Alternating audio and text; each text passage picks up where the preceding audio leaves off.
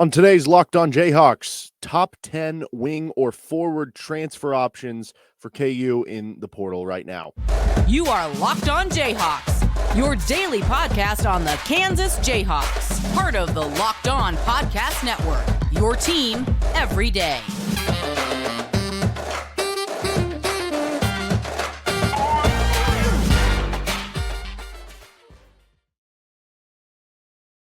Eric Johnson. You can hear me as well Monday through Friday from 3 to 6 p.m. on KLWN in Lawrence. Thanks for making Locked On Jayhawks your first listen every day. We are free and available wherever you get any of your podcasts. You can also find us, subscribe on YouTube. And on today's edition of Locked On Jayhawks, we're going to be going over my top 10 wing/forward options for KU available in the transfer portal. Once again, reminder of how we did this with the point guards, combo guard types. If it's someone who has already picked a different school or has maybe narrowed their list down and KU hasn't been a part of it, at least that I've seen, maybe some of these guys have, or maybe if it's guys that haven't shown a ton of interest in Kansas, like maybe they'll still be on this list because this is my list, but that might make them further down for some reason. So we'll get into that over the course of this. We have 4 different tiers, technically a 5th in this one. We'll get to that here. Let's start with tier 4. Actually, before we do that, quick update on some visit stuff for KU. The Harrison Ingram visit was delayed. Don't view much into that. They said it was just a class thing. I don't know if there's something else, maybe there was something going on with KU just figuring out a schedules thing. I don't look much into it. I think KU still very much interested in Harrison Ingram. Harrison Ingram still very much interested in KU. Arterio Morris might be visiting. That one kind of is interesting for a lot of different reasons. We'll get into a deep dive with him later in the week. Hunter Dickinson is supposed to be this week also, and then Primo Spears is next week. So there's your updates on some visits, at least for now, for Kansas. Obviously, it's a very fluid situation, and a lot of those visits, as we just saw with Harrison Ingram, can get pushed to another date. We're still waiting on the Nicholas Timberlake decision, too, at least as of now when I'm recording. All right, tier 4. This is our top 10 wing forward transfer options. I tier them out. Tier 4 is Kario Oquendo. Don't know if I'm pronouncing that right, but he is a transfer from Georgia. He is a kind of power guard. He's kind of a 2-guard type, but he'll play maybe the 2 or 3 positions. The reasons why he would fit KU, he's had real power conference production, 14 points per game in 2 seasons for his career at Georgia. He's excellent in transition. He's a power guard. He's physical. He's strong. He works well in handoffs. He works well cutting off the ball. He's a good offensive rebounder for his size. But the reason that he's only tier 4 and not higher on this list, he's only 27% from 3 over the past 2 seasons at Georgia. He's not good at spot-up shooting, only in the 18th percentile on synergy, below average in isolation. He's more of a 2-guard at 6'4". You could play him at the 3. I mean, that's kind of similar enough in size to when Wayne Selden was playing the 3. If you have Dewan at the 1 and El Marco at the 2, or one of these combo guards that they're recruiting at the 2. But, ideally he is more of that 2 type, but he doesn't shoot it super well. And as we're going through a list of these, there will be other guys that maybe aren't the most elite shooters, but they do certain things well. And I think with this wing position, with this forward position, what you've seen is there's not that Hunter Dickinson. There's not that Max A. Smith or Tyler Perry or LJ Cryer that comes in and you feel like a lot would have to go right for, I think, any of these wing options for that to be the case. And so there's just not as much maybe star power in the transfer portal for that notion of it. So there are some guys on this list, but ideally you want a player here who at least is decent at shooting threes. Doesn't have to be Grady Dick, but can you at least be above 30% on decent enough volume? Again, that's not everybody that's going to be on this list, including Oquendo, because the list isn't super deep at the wing position, I think, right now in the transfer portal. But that is something that would be very nice for KU because we know they're losing a lot of wing minutes and they're losing a lot of shooting. Let's move on to tier 3. 3 features Jalen Hill from Oklahoma and Olivier Nkamhoua from Tennessee. For Hill, he would fit because he's an experienced player in Big 12 play. This will be year 5 for him. His previous 4 all have come in the Big 12. Knows how to operate in the league. Experience is always a good thing in college basketball. He averaged over 9 points per game his last 2 seasons at Oklahoma. He's a good rebounder, and he is a really, really good defender as a wing. Those things would fit KU, would help you fit some of what you lost with Kevin McCullough. But the problem is, he's just not a shooter. Right. I mean, if he was even Kevin McCullough's shooting, probably be tier 2 on this thing. But the problem is, so he shot similar percentages to Kevin McCullough, 29% from 3 last year, 27% from 3 in his career. Like, that's not that different than what Kevin McCullough brings to the table from 3-point shooting. But here's the difference. Kevin McCullough might be taking 2, 3 3-pointers, 4 in a game. And Jalen Hill is only taking 1 try per game. So the volume's not there. When the volume's not there, that does matter. KU, like, think about it. KU averaged 23s per game last season. How are they getting up to that number this year? Jalen and Grady combined for like half of those on their own. You're not going to get that with Jalen Hill. And that's why he is only tier 3, but he is a really, really good defender. If you happened to, land a couple big time shooting prospects around him, maybe you could make it work, but I don't know. The shooting does make it a big hurdle. Also, he's in tier 3. I've heard that there's a very big NIL sum that he wants to go his way. I don't know if that's true or not. Might just be a rumor, but KU obviously needs as much NIL money to, funnel toward Hunter Dickinson as possible. Olivier Nkamhoua is on this list as well. I really thought about putting Nkamhoua on tier 2 because he does have good size, 6'9", 236 pounds. He's a good athlete. You can play him a little at the 3. You would mostly play him at the 4. Really strong defender, emphasis on the word strong. He was an above average player in post-ups, cuts, and spot-up shooting. He was excellent in transition, all-per synergy. Those are all great reasons to have him. But why he's not in a lower tier or better tier, however you want to describe it, he had some good shooting games late. Like, the most notable one that everybody will bring up is the Duke game. He had 27 points against Duke, and he really went off from 3. Overall on the season, though, he shot just 33% from 3 on low volume, 2.3 attempts per game. If it was 33% on 4 to 5 attempts per game, I think that'd be more doable. But again, that low volume worries you. And overall, you worry about the offense. Now, is he that much different as a player profiling to, say, a Harrison Ingram, who we'll talk about later? Maybe not. Not nearly a passer, little less feel around the hoop. But, you're looking at both really strong guys who can play the 4 for you, maybe some 3, can defend pretty well for you. But I just think there's a little less there with the offense and the potential of the offense. And I also think there's been some, talk about him possibly going pro. And because he is from Finland, it makes it a little more difficult in the recruiting process with how you're going to work the NIL money, with needing certain loopholes to get that together. So this is kind of just a feasible, there's some hurdles there that you have to overcome, which is why he is tier 3. And you do worry about some of the offense, but I don't know. Maybe he should have been tier 2. The more that I'm talking about, because he is a really good player. He is a really good player. All right, we're going to get to our tier 2 and then eventually tier 1 in just a second. But first, episode of Locked On Jayhawks is brought to you by FanDuel Sportsbook. Grand slams, no hitters, double plays, they're back. And there's no better place to get in on the MLB action than FanDuel, America's #1 sportsbook. That's because right now, new customers can step up to the plate with a no-sweat first bet up to $1,000. Just go to FanDuel.com/lockedon, sign up, place your first bet, and get up to $1,000 back in bonus bets if you don't win. They do a cool thing in Kansas here on Tuesdays, which it is today, where it's their Dinger Tuesdays. You can put $25 on somebody to hit a home run. You have to opt in and, read through everything and whatnot.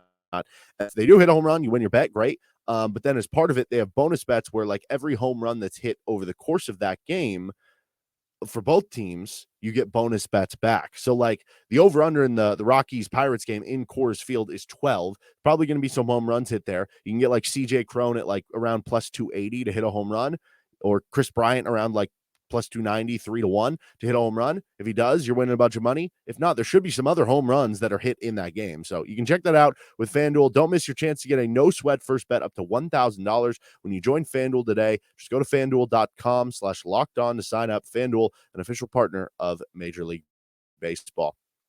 On to tier 2. I actually just split this up into 2 tier 2s. Should I have just gone tier 5, tier 4, tier 3, tier 2, tier 1? Probably. But I thought that there were, like, the guys in tier 2B. The reason I did this is because I thought the guys in tier 2B are so close to the guys in tier 2A that I did want to have kind of a separation of it. So we're going to start with Dalton Knecht. I don't know if the K is supposed to be silent and it's Knecht or Knecht, but I like to think it's Knecht because think about the puns you could have as, you can just envision Brian Haney now, like he connects on a 3, right? It just works out. So anyway, so Dalton Knecht is a 6'6" swingman who He can maybe play some undersized 4. I mean, he did a lot at Northern Colorado, but that was also Northern Colorado. Is a bit of a tweener because you worry about the foot speed of playing the 3. You worry about if he's too small playing the 4. But he's 6'6". He does rebound well, again, albeit in a much smaller conference, over 7 rebounds per game at Northern Colorado. Elite shooting and scoring. Those are things that jump off the page for what KU needs right now. 20 points per game at Northern Colorado last year. He shot 48% from the field, 38% from 3 on high volume. He ranked 95th percentile on synergy and spot-up shooting. That's great. 88th percentile off screens, and he was really good cutting without the ball too. He ranked 95th percentile there. So you make up for a lot of what you lost with Grady Dick if you bring in Dalton Knecht, at least on the offensive side of the ball. But here's why he's not in a better tier and why he's 2B for me instead of 2A. One is the jump up in competition. Northern Colorado ranked 222nd in KenPom, and they were in the Big Sky. I was actually surprised to see how well the Big Sky ranked among conferences last year. They were 17th in the country. So it's better than you'd expect and better than some other conferences, but that still is a clear jump up in competition. In the games he played against Houston and Baylor, which were probably the 2 best schools they played, he scored a total of 19 points. Now, albeit he did have 24 against Colorado, but that was a non-NCAA tournament team. So you do have to worry about the competition. But beyond that, here's the big one. And I was originally coming into this figuring Knecht would be 2A just because of the scoring and how impactful that would be.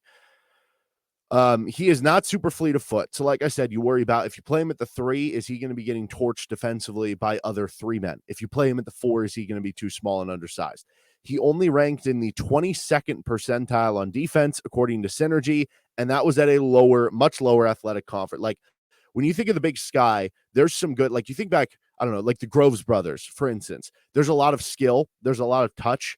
There's not like the athleticism. That's the biggest part of the jump to go from the Big Sky to, say, the Big 12 or one of these power conferences. And so for him to rank 22nd percentile on defense in the Big Sky, good luck moving up to the Big 12. So that's why he is only 2B for me. This would be all about the offense. And I've said this before. I've said it in regards to like Nicholas Timberlake, who wasn't a good defender either, that if you're Kansas, like you figure you have the defensive insulation, you figure you have Bill Self, you need the offense, you need the scoring, you need the shooting that it's a take. And you absolutely do take Dalton Knecht.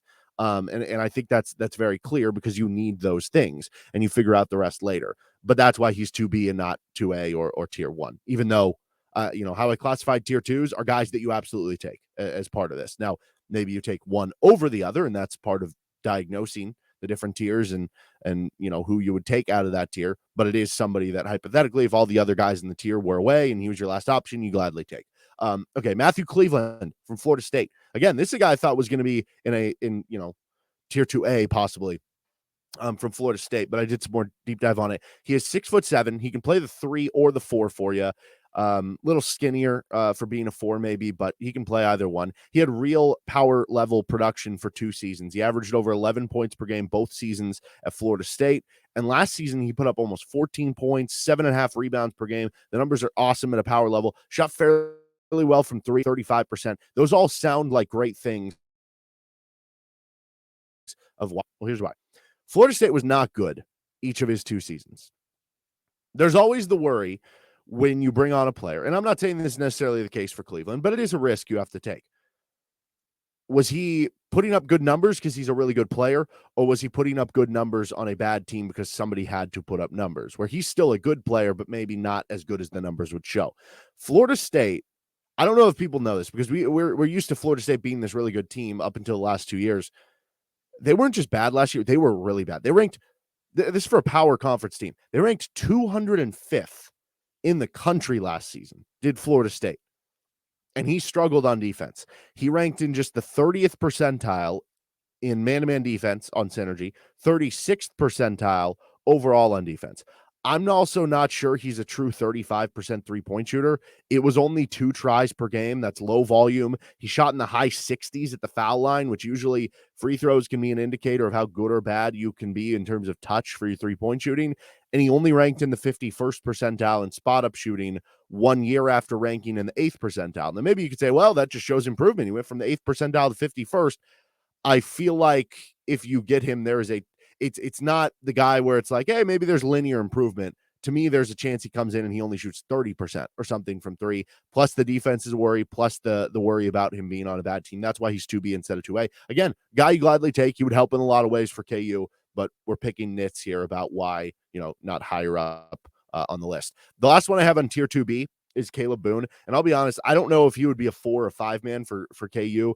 So I'm actually probably going to have him in the center list when we have that come out at some point later this week or next week, whenever that we get around to it. But why he'd fit, he can at least space to the mid-range. Not really a big 3-point shooter, but he can at least hit in the mid-range. He can score on the block. We saw that against KU when he played really well. He can maybe give you some 4 minutes, maybe some 5. I don't know. Maybe he could play the 3. I don't know.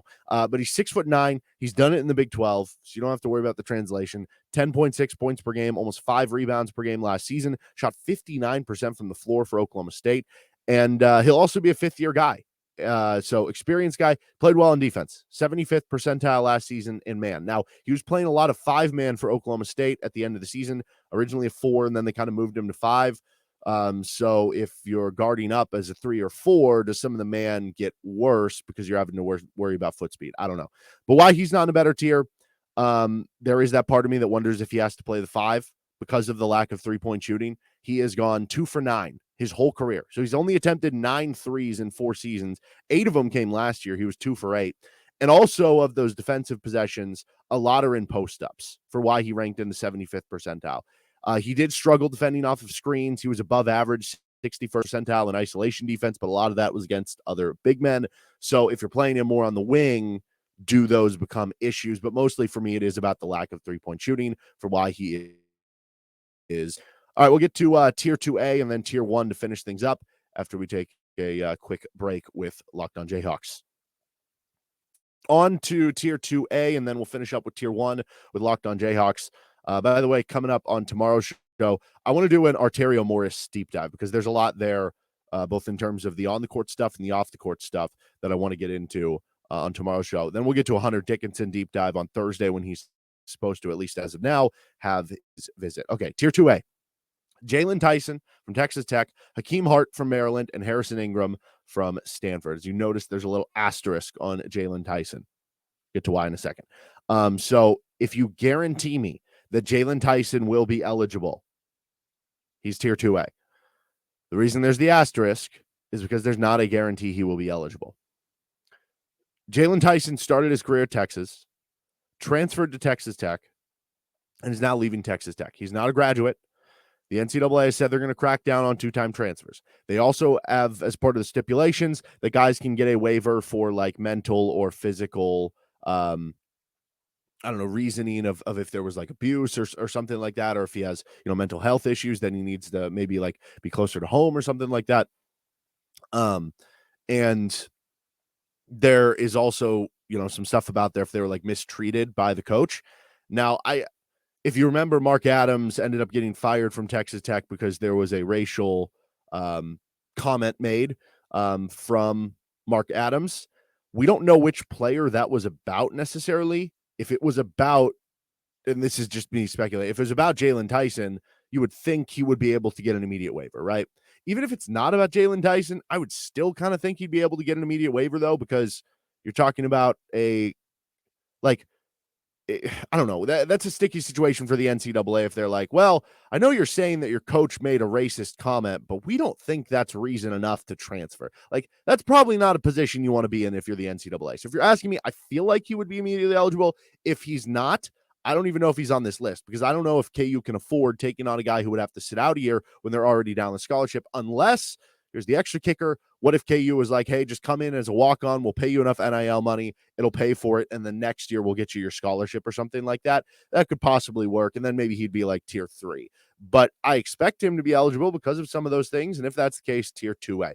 Here's why he'd fit. He's got good size on the wing, 6'6" or 6'7". He can play the 2 for you. He can play the 3. Maybe you could get away with some minutes of him at the 4 because he is a good rebounder, though I think, he is pretty slight of frame. You'd be better off having him at the 2 or 3. But he averaged almost 11 points per game in the Big 12 at Texas Tech. Like I said, good rebounder, 6 rebounds per game. And best of all, he shot over 40% from 3 on 3.5 attempts per game while being good on spot ups and excellent off screens on synergy. And here's the kicker. He was 80th percentile in defense on synergy. So good defensive wing who shoots threes, basically a 3-and-D wing who will still crash the glass and be active on the rebounds. Honestly, you could convince me he should be tier 1 for what this Kansas team needs, specifically with the shooting. Oh, and he'd still be fine on the defensive end. Maybe he should be tier 1, but again, there's still a little bit of that hold up with the eligibility thing. And why he's not in a better tier, that is really the biggest reason why. He's also not really someone who, is going to like maybe create his own shot a ton off the dribble. But I don't know that many of these wings on this list are going to be that guy consistently. Like maybe he can attack on a straight line drive or, hit a 3 off a jab step or if somebody goes under a screen or something. But I'm saying like, are they going to be able to do what Jalen Wilson does? No, but that's why Jalen Wilson is a first-team All-American. You're not finding that in the transfer portal right now. So this would be absolutely a take for KU. Hakeem Hart on this list. Why he would fit? He would be a fifth-year player, experienced guy. He's played every year at a Power 5 level, playing at Maryland on a solid team. Like Maryland's just been solid. Whether they've been 11.5 points per game, over 4 rebounds per game, 2.5 assists per game, over a steal per game, just does a little bit of everything. Over 48% shooting from the floor. He's been a really good free throw shooter, over 80% on free throws the last 2 seasons. He's also a good physical build, 6'7", maybe 6'8". I think he came into college at 6'6", and he grew. You'll see some places have him listed at 6'7", others at 6'8". Either way, good size, good physicality. He can play on the wing at the 3, or he can play at the 4. And he ranked in the 84th percentile in defense per synergy. So really good defender. He also was in the 86th percentile in man-to-man defense. So good in man defense. And also did well defending cuts, handoffs, and was offensively in the 95th percentile in transition play, which KU loves to get out and go. So, I mean, all those things, perfect fit for KU. Now, why he's not tier 1, the shooting is fine, but it's not elite. He shot 33% from 3 for 3 straight seasons, consistency there. But the volume is higher than some of the others on this list. Like we talked about Nkamhoua, basically 2.3 per game, Hill at like 1 per game. He was at about 3.5 per game. So the volume is a little bit more there. Also, the free throw shooting being over 80% the last 2 years shows he has good touch. Maybe there is more potential there for him to get up to 34, 35, 36%. And he was 70th percentile in spot up shooting. But that being only, in terms of the 3-point shooting overall, like just average coming in, that would be the knock here for a team that does need more shooting. But again, there is reason to expect it to be better. And he does a lot of other things well. Now, if you're playing him at the 4, do you worry at all him only averaging 4 rebounds per game? Maybe that should go in here as well. But I think he would be a great fit for KU. Now, if you take the last guy on this list, Harrison Ingram, who we already did a deep dive on, so I don't need to go like super into that. Check that episode out if you missed it. I don't think Hart and Ingram work together on the same team, but let's say you did miss on Ingram, Hart would be somebody you would go with. Whereas with Jaylon Tyson, you could bring him on with either of these guys because of his shooting ability, and it would work just fine. But yeah, Ingram, smart player, good passer, good size, can play 3 or 4, good rebounder, high potential to improve, but not in tier 1 because of the speed and quickness and the shooting a little bit inconsistently. Again, check out the Harrison Ingram deep dive if you missed that one from yesterday's podcast. All right, finishing tier 1, we have one guy, Mackenzie Mgbako. I don't know if that's how you pronounce it. He is a top 10 recruit, I think number 7 in the 24/7 composite. He was Duke's highest rated recruit coming in on what was the number 1 class. He is a 5-star. He's like 6'8", 210 pounds. I would imagine you can play him at the 3, but mostly at the 4. And you're talking about a guy who has, possibly lottery pick potential. That's not really the case of a lot of these other guys. Now, what's interesting here is those guys I mentioned in tier 2A and maybe even tier 2B, heck, maybe even some of the guys in tier 3 have a much higher floor than what you could get out of a freshman coming in where, who knows, maybe he's not ready, right? So the floor is higher on those other guys, but the ceiling is what's different, because the ceiling of all those other guys we mentioned is like maybe they could work into being a 2nd-round pick. The ceiling on Mgbako, and I get it, KU's not just basing it off of NBA status, but just to show you the potential of what they could be, is a lottery pick, right? So like you're just looking at that, and he fits some things well. He could play the 3 or the 4, 41.5% from 3 at the high school level. So he's a kind of a stretch 4. One thing though that's interesting is his 2022 Nike EYBL numbers were not good shooting threes. He only shot 26% from three, but he did take 7 attempts per game. I would just it is AAU ball, so I guess there is that possibility. But normally the guys that take 7 threes per game, it's because they shoot them really well. Like maybe he just had like an inconsistent, however long that event is, I don't know, a couple weeks. Maybe he just had inconsistencies because clearly they kept drawing him up plays to shoot threes because he probably is a good shooter. And when you look at the scouting reports, it talks about him being a really good shooter with a really good feathery touch. So maybe that shows inconsistencies and worries as a freshman. His high school numbers are good, but also that's against lesser competition. I'm going to trust the scouting report. I guess you don't know how good totally of a shoot, but that is what the scouting report expects him to be, and he's clearly a very high-level prospect, so that is why he is in Tier 1. I don't know how in KU is. I'm sure they very much have interest, but seems like there's some rumblings about him maybe going elsewhere. But yeah, if you could get in, that'd be certainly great for KU. All right, that'll do it for this episode of Locked On Jayhawks. We'll be back to doing Arteria Morris and Hunter Dickinson deep dives on coming episodes of the show. You can hear me as well, 3 to 6, Monday through Friday on KLWN in Lawrence with Rock Chalk Sports Talk, and we're going to have RCST Trivia starting up shortly. You can also find us wherever you find any of your podcasts here with Locked On Jayhawks, as well as on YouTube. Have a good rest of the day. We'll see you next time. Hello, Jay.